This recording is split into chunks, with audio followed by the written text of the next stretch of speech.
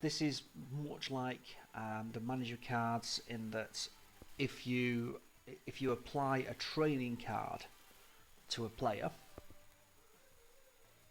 or even to the team, it's multiplied by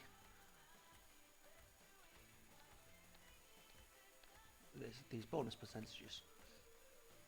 So if I was to say choose Aguero, and let's say for example I give him a shooting training exercise, this would give me a 15% bonus to it. Now, to be frank, to be blatantly blunt, I don't actually do training, not unless there's a very big game coming up that I need to win, in which case I will do training to all attributes across the whole team. So I'll just use one of them cards, full team training, all attributes.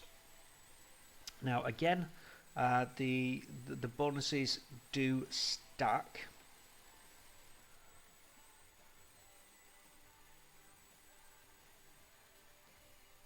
So if we have, say that one's passing and that one's passing, so if I was to apply a passing passing card to a player, I would get that 15%, I would get that 10%, so I would get 25% in total. Now you can get your bonuses. I think it's up to 50%. I'm not entirely sure about that one, but that's what the head coaches do. Because I don't actually use the head coaches, I don't really care about them. These will just usually get sold by me straight away. But they're quite good to have if you do have a specific match that you do need to win. You're in a cup final of some form. That the prize is a good one. You need to win it. The good thing to do would be to increase all attributes. And if we go and have a look on the transfer market, how much one of these attributes, all attribute cards cost, they're really not that much.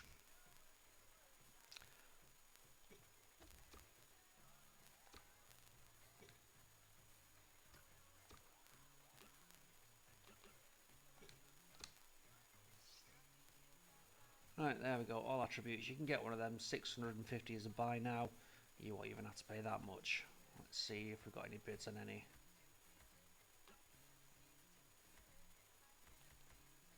$550 buy now. There's a bid there of 350. They're dead cheap to pick up, so absolutely do so. There's no issue with that whatsoever. I certainly would. Now, again, we've got pretty much the same in respect to the goalkeeper coach. It works in very much the same way as your normal coach. So if you do want to go on the lines of coaching and training your players, then absolutely do so. But certainly use your goalkeeping coach as well, because that'll have the same effect. Right, now fitness coaches are the ones that I do use.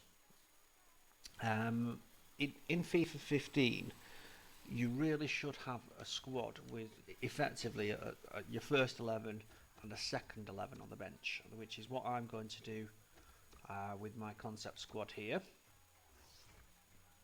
So I've got my 11 main players on the pitch. These are completely interchangeable. This could be what you see here on my sub bench and my reserves bench. This could easily be my first team. So effectively I'm swapping between two teams here. Doing that will ensure that my my fitness stays at a maximum. So this the last match I played was with some of these players, and then these players would move into their place, if you know what I mean. So what I would do is I would swap and change every match just to keep my fitness at 100%. Now there are occasions when you do need to use a fitness card, in which case having a fitness coach there would be a good idea. Now, physios. Physios are I wouldn't even really call them important. I don't think they're a necessity to have to your squad. I think in most cases people will have injury cards there. Let's have a look how many I've got here.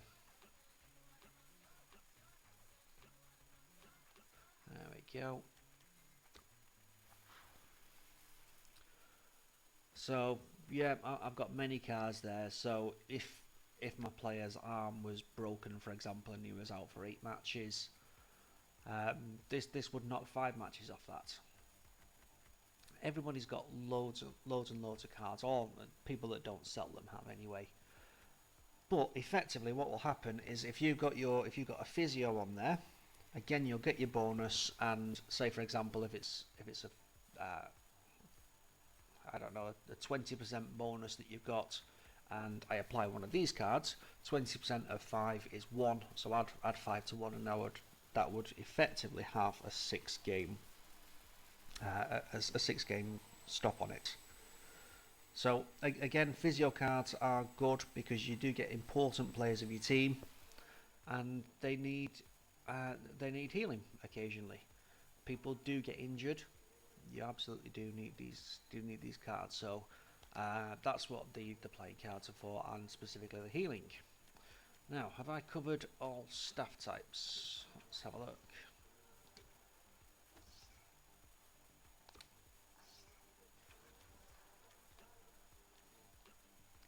Alright, managers, head coaches, goalkeeping coaches, fitness coaches, physios, and yeah, that's all that's done. So now I'm just going to check on my players. Now, as you know, I have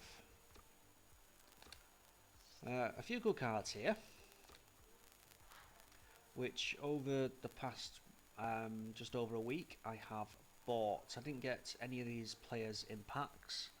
I bought them. So I've got Neuer. Let me see how much I bought Neuer for. This particular Neuer I bought him for 150,000. That was at a time when the servers were down, and what was that, the Aguero one? No, it was the Ribery one that I bought when the servers were slow. Neuer, I believe I bought him about 4 o'clock in the morning at a really slow period in time. Ribery bought him for 241,000. As you can see there. Let me just check on the Neuer one for 150. Yeah, there he is, 150,000. And I bought Aguero for 199. Yep, 199. So if you have a look how much these are actually selling for at the moment, I've only had these for maybe 3 or 4 days, these particular ones.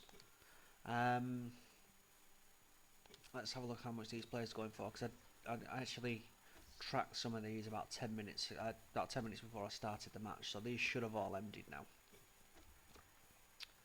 So transfer targets.